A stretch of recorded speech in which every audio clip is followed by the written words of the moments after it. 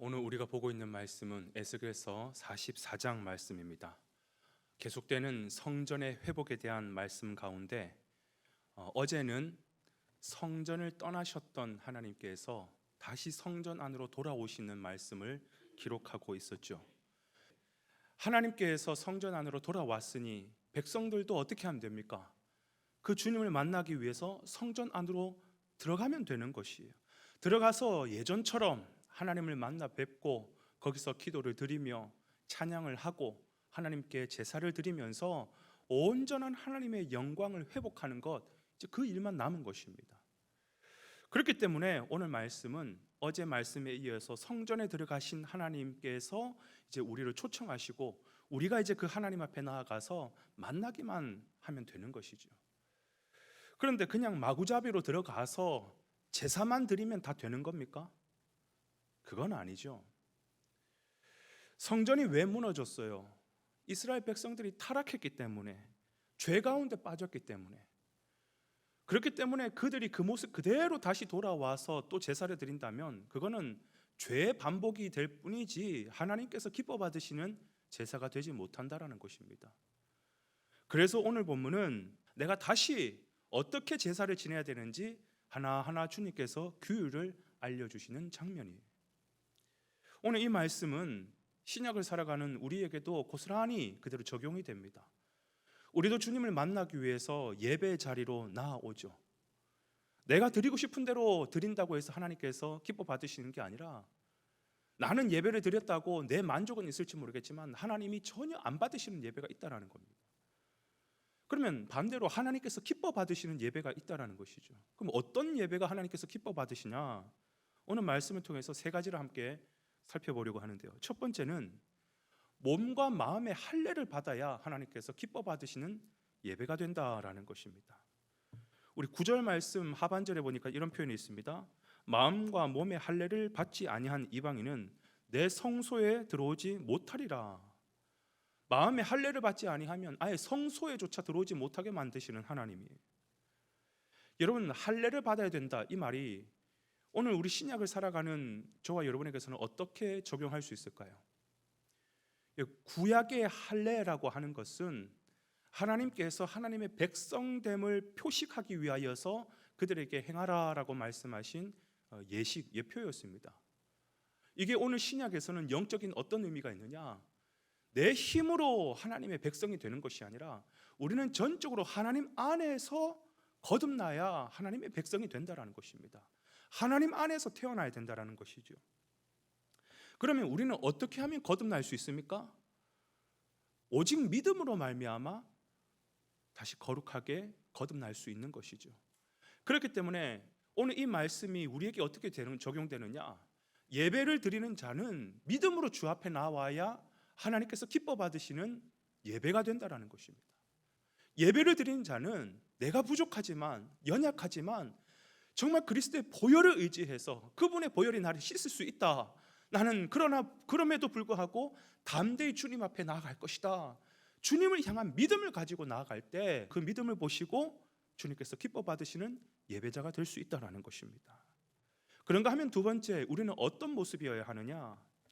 하나님의 거룩한 길을 걸어가는 자, 그들의 예배를 하나님께서 기뻐 받으신다 말씀하고 계십니다. 15절의 말씀 한번 제가 읽어볼게요. 이스라엘 족속이 그릇 행하여 나를 떠날 때에 사독의 자손 레위 사람 제사장들은 내 성소의 직분을 지켰은즉 그들은 내게 가까이 나와 수종을 들되 내 앞에 서서 기름과 피를 내게 드릴지니라. 여러분, 과거에 그 레위 지파 출신의 제사장들이 온갖 우상 숭배와 죄악을 일삼았습니다. 그러니까 제사장들이 무너지니까 뭐가 무너져요? 제사가 무너지는 것이죠. 제사가 무너지니까 어떻게 돼요?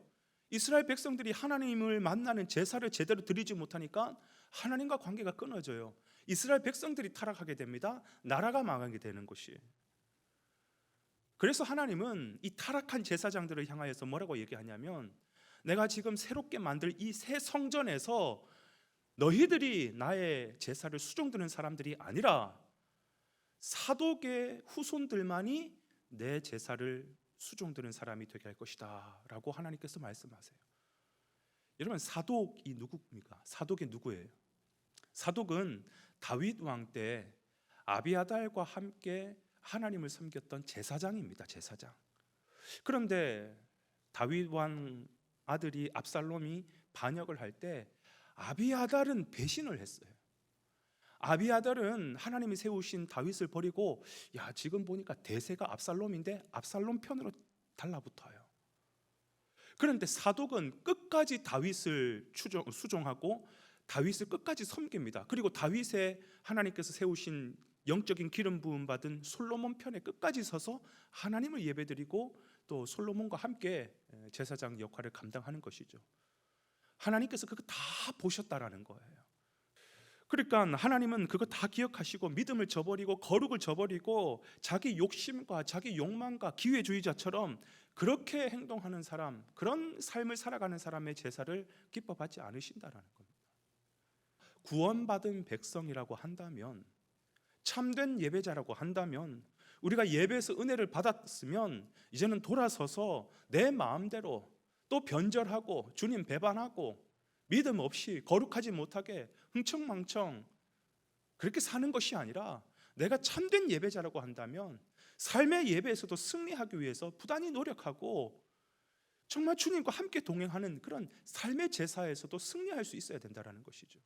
다시 말하면 삶의 제사와 주님 앞에 드리는 이 제사가 결코 분리되지 않는다는 것입니다. 그래서 하나님의 거룩한 길을 걸어가려고 하는 그 사람의 제사, 하나님께서 기뻐 받으신다는 것입니다.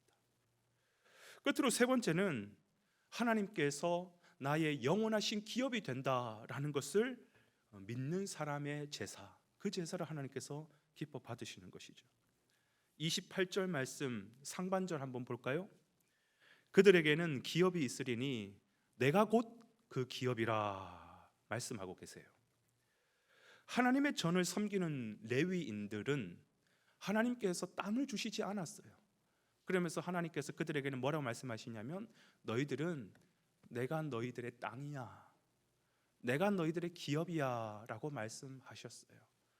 그러니까 레위 지파는 내가 너희들을 먹고 살리고 하는 모든 것은 내가 책임지겠다, 너희들은 온전히 수종만 들어라, 그 말씀을 하시는 것이죠.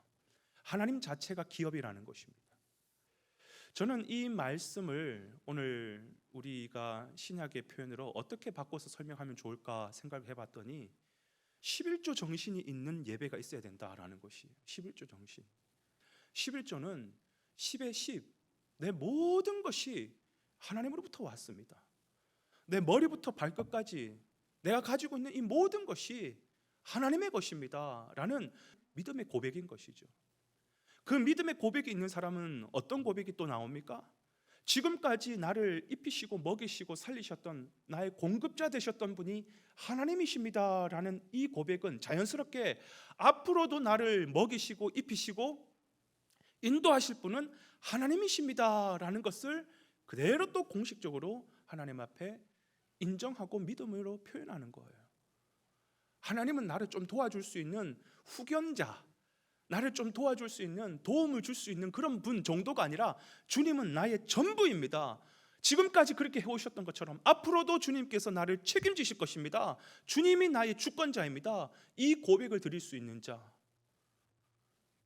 여러분, 그 예배를 하나님께서 기뻐 받으신다라는 거예요. 그 고백이 어디에 담겨 있느냐? 11조에 담겨 있는 것이죠. 그래서 11조 정신으로 주님 앞에 예배를 드리는 자, 하나님께서 기뻐 받으신다라는 것입니다. 사랑하는 여러분, 예배는 내가 드리고 싶다고 해서 하나님 다 기뻐 받는 것 아니에요.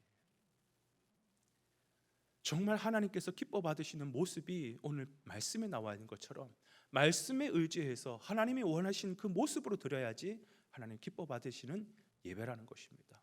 여러분, 오늘 하루도 주님 앞에 참된 예배자로 살으시고 승리하시는 저와 여러분 되시기를 주님의 이름으로 축원해 드립니다.